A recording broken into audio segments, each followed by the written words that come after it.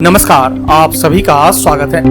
आज हम बात करते हैं भगवान श्री कृष्ण के 10 उपदेशों के बारे में जो आज भी प्रासंगिक है। हिंदू धर्म में अलग अलग युगों और विभिन्न रूपों में भगवान अवतरित हुए, जिन्होंने अपने विभिन्न रूपों में कई लीलाएं की और भक्तों के लिए प्रेरणा स्रोत स्थापित किया। इस अवतरित लीला में भगवान श्री कृष्ण का अपना विशेष महत्व है। हिंदू कैलेंडर के अनुसार श्री कृष्ण जन्माष्टमी का त्योहार भाद्रपद में कृष्ण पक्ष के 8वें दिन मनाया जाता है। महाभारत युद्ध के समय भगवान श्री कृष्ण के अर्जुन को दिए उपदेश गीता में संकलित है। गीता में दिया ज्ञान अर्जुन के साथ ही सभी को एक मार्गदर्शन देते हैं।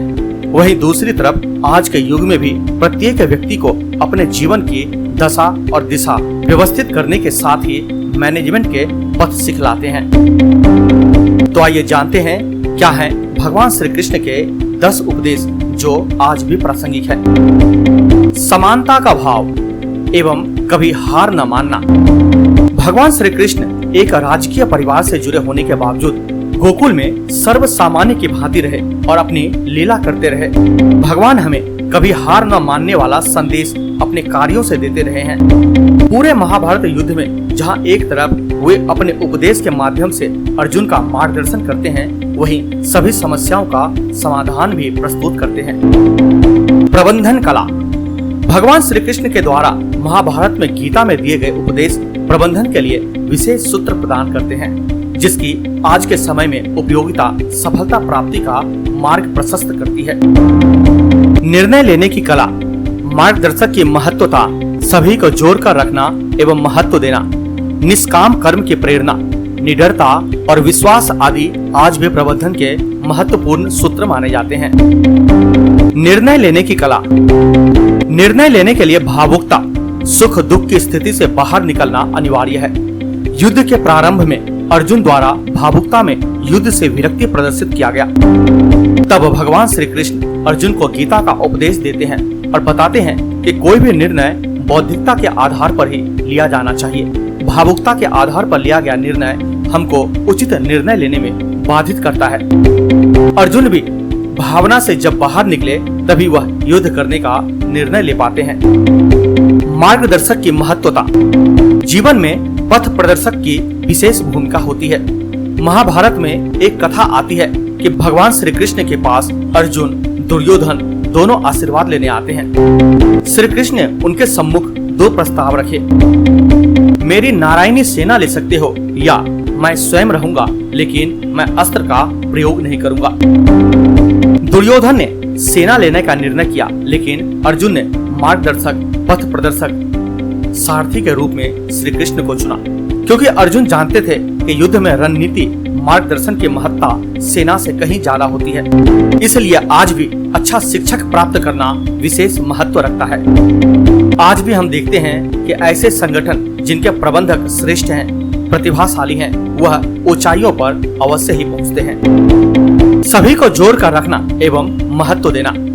भगवान श्री कृष्ण सभी को जोड़कर रखते थे और सभी को महत्व देते थे।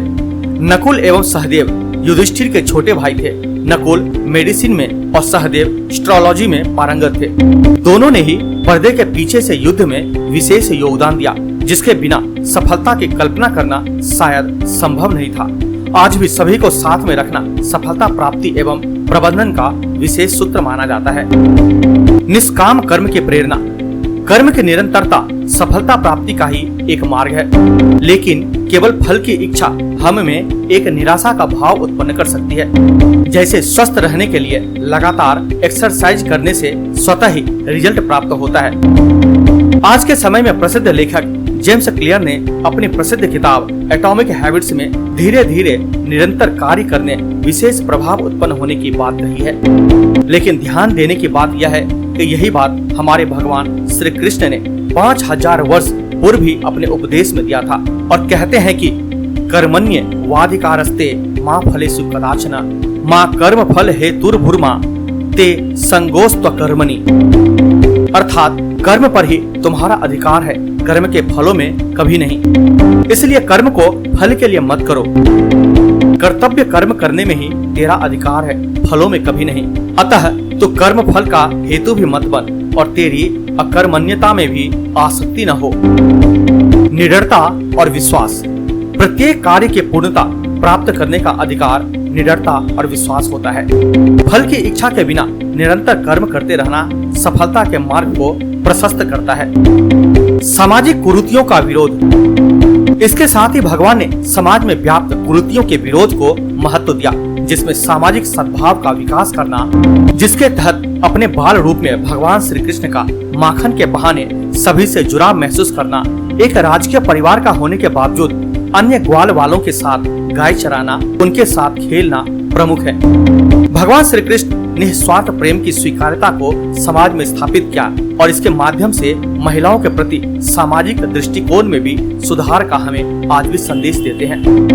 भगवान श्री कृष्ण जब द्वारका नरेश हैं, तब आपने दरिद्र मित्र सुदामा के आने का समाचार सुनकर द्रवित होना, उनसे मिलकर उनके कष्टों को जानना आज भी मित्रता की परिभाषा को एक नई ऊंचाई देता है। साधना से ज्यादा साध्य की महत्ता पर बल। भगवान श्री कृष्ण प्रथम ऐसे अवतारित देवता हुए जो साधन से ज्यादा साध्य को महत्व देते थे। उनका मानना था कि किसी सफलता को पाने के लिए साम दाम दंड भेद किसी भी प्रकार की कूटनीति का प्रयोग करना उचित है। सामाजिक सरोकार का संदेश। भगवान श्री कृष्ण हम लोगों को सामाजिक सरोकार, आपसी सहयोग का भी एक संदेश देते हैं। गोवर्धन पर्वत को उठाने की घटना इस प्रसंग से जुड़ी हुई है। जब भगवान इंद्र रुष्ट होकर वर्षा के जल के माध्यम से तबाही मचाते हैं, तो उस समय भगवान श्री कृष्ण सभी ग्रामीणों को लेकर गोवर्धन पर्वत उठाते हैं और सभी से उनकी मदद करने के लिए लाठी लगाकर सहयोग देने हेतु प्रेरित करते हैं। यह घटना हमें संदेश देती है कि किसी भी आताताई का विरोध, गलत व्यक्ति का विरोध सामाजिक सरोकार और आपसी एकता से ही संभव है। गीता के उपदेश का विशेष महत्व है, जिसकी आज के युग में प्रासंगिकता देखने को मिलती है।